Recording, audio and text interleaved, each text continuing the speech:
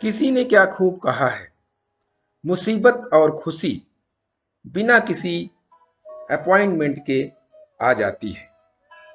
तो स्वयं को इतना तैयार रखो कि मुसीबत के समय होश और खुशी के समय जोश कायम रहे। नमस्कार दोस्तों, मेरा नाम प्रेम प्रकाश पांडे है। आज अपने चैनल पर एक नई बेहतरीन मोटिवेशनल स्टोरी लेकर के आया हूं। आज की स्टोरी के जरिए हम जानेंगे कि मुसीबत के समय हम किसी को नसीहत नहीं देनी चाहिए। तो चलिए, चैनल को सब्सक्राइब नहीं किया है, सब्सक्राइब कर लेते हैं और सुनते हैं यह बेहतरीन स्टोरी।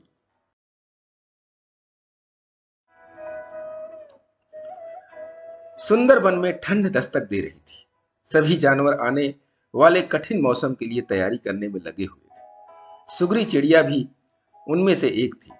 एक साल की तरह उसने अपने लिए एक शानदार घोंसला तैयार किया था और अचानक होने वाली बारिश और ठंड से बचने के लिए उससे चारों तरफ से घास फूस से ढक दिया था।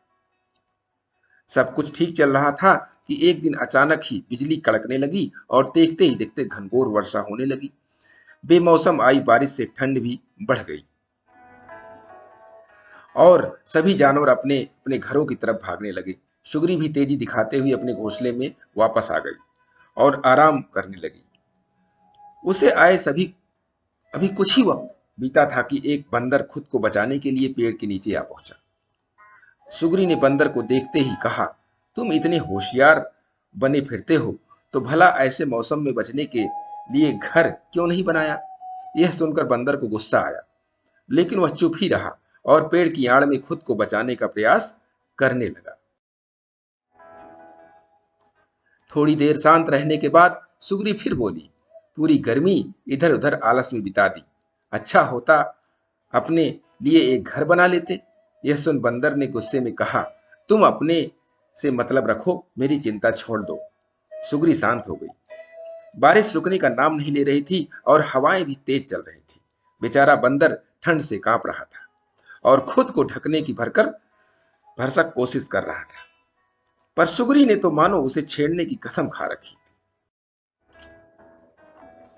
वह फिर बोली, काश कि तुमने थोड़ी अकल दिखाई होती तो आज इस हालात। सुग्री ने अभी अपनी बात खत्म भी नहीं की थी कि बंदर बौखलाते हुए बोला, एकदम चुप। अपना ये बार बार का पकाना बंद करो।